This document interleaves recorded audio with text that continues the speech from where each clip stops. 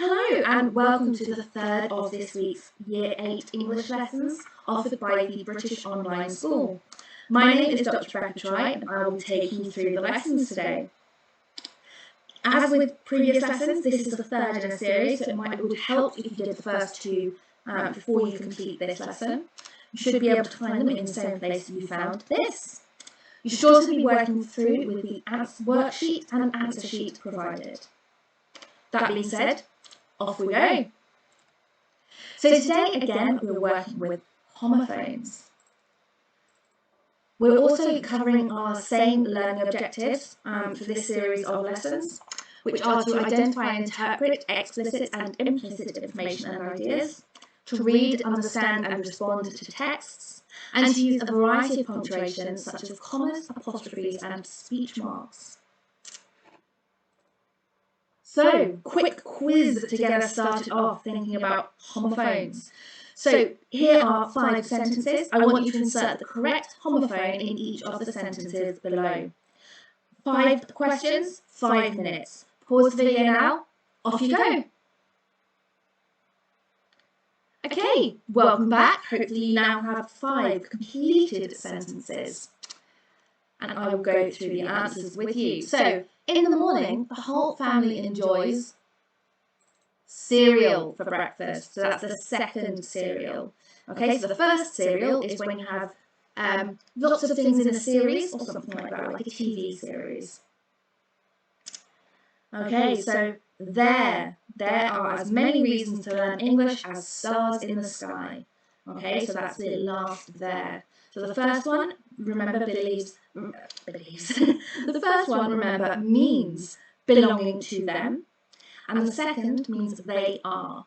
So this third there is where something is, okay, or it is. Okay, so there are as many reasons to learn English as stars in the sky. So number 3, in many schools, students need to wear the same uniform. Okay, so that is wear, W-E-A-R. The second where is something you might sell, and the third where, again, is like a questioning word, so where something is, okay? Or can be a questioning word, it's not always. Number 4, in this situation, how would you advise we move forward? Okay, so this one might be a little bit trickier, but it is with an S. So when you have advise with an S, that means it is a verb, it is a doing word. Advice is a noun, that means it's a thing. So advice is a thing you give or you get, okay? When you advise someone, that is something you do, okay? Or if someone advises you. All right, number 5. Our dog ate the last piece of the birthday cake right off the table. Now this is piece with P-I-E-C-E, although it might also disturb the peace. Okay, so peace is when something's calm and happy and things like that. All right, so dog stealing the last piece of birthday cake may indeed disrupt the peace, but he definitely got the last piece. Okay, as you can see, homophones can be really fun, and we can make lots of puns with them. Okay, and that's going to be something we're going to be doing a little bit today. So, our main task today is going to be based around the idea that we are stranded on a desert island. Okay, so obviously a desert island would be something filled with dessert, rather than a desert island, which would be completely and utterly filled with sand. Okay, so our first task is to imagine that you are stranded on a desert island and write a description of what it would be like.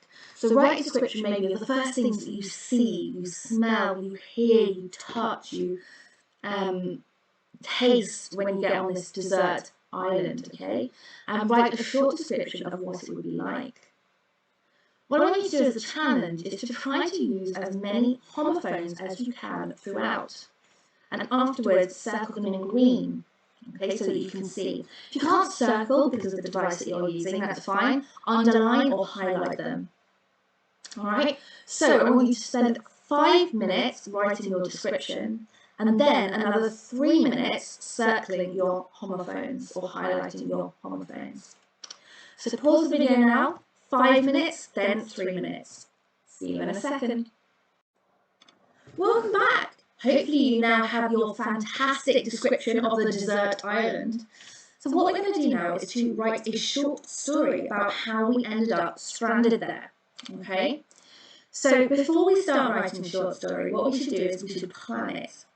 How we're going to plan it today is to make a mind map of the possible reasons you could get stuck on a desert island, and then pick one of these reasons to explain how you end up here, okay? And I realised when I was saying that, I said desert island, not desert island. So remember, you are on a desert island. This is the problem with homophones, they can get really confusing really quickly. Okay, so how did you end up on the desert island? Spend about 3 or 4 minutes making a mind map to help you decide how you're going to frame your story.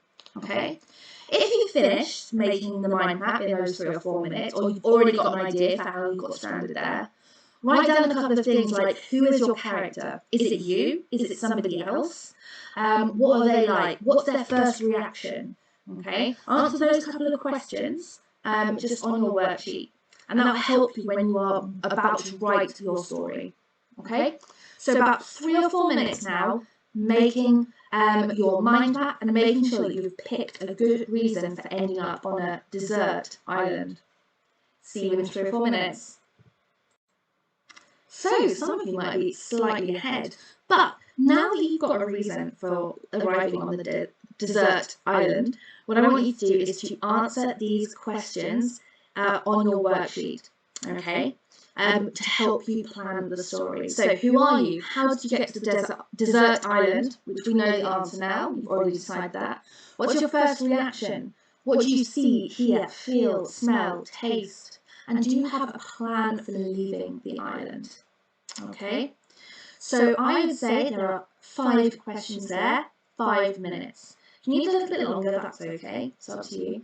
But I want you to spend about 5 minutes answering these questions on your worksheet, in your document, wherever you're doing your work, okay, before you start writing. So make sure that you've got these answered before you start. So pause the video now, 5 minutes.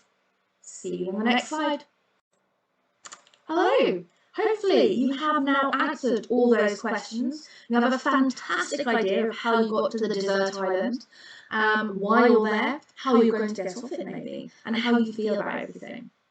So using the answers to your questions as a starting point and using your mind map, what I would like you to do now is to spend 10 minutes writing a short story about how you came to be on the desert island. Okay, and remember to use as many homophones as you can. Set yourself a challenge, try and use 10 homophones, okay? 1 homophone for every minute, okay? And make sure that as well that you are using some of those descriptive techniques that we looked at in the first lesson this week. So things like onomatopoeia, personification, metaphors, simile. All right, so remember, when we are creative writing, these are the kind of things that we're going to be using over and over again. And we will be doing a lot of creative writing over the course of this term. Okay, so pause the video now, spend 10 minutes writing your short story. Off you go. Well done, you've written your short story, how you became stranded on the desert island. And hopefully it's really interesting, I'm sure it is. I'd love to know some of your reasons. Now what I'd like you to do is to spend 3 or 4 minutes rereading your story, highlighting any homophones that you've used and making sure that you've used them correctly. So standard ones that we often get tripped up on are things like there, and there, or where, and just make sure that you've double-checked those, that you're 100% sure that you've got them right. Also, double-check your spelling and your grammar. Are there any words you want to double-check? Okay? So if you've used a word and you're not 100% sure of the spelling, just look that up and make sure it is correct. If you are correcting, make sure that you correct in a different colour so you can see your thought process. Okay? So I'd say spend 4 minutes now working through and double checking your work. See you in a few minutes. Fantastic! You've finished the lesson. Just a little bit of a fun post-it plenary this time. So no right or wrong answers. But if you were going to be stranded on a desert island, what 3 things would you take with you? And I want you to write your answers on the post-it note. So my 3 things would probably be my cat, if I can take living things. So my cat, a notebook, and pen, if I can count that as one. That would be quite nice. And a book about how to build a boat. Alright, so it's your choice what you pick, and I hope you have a good long think about it.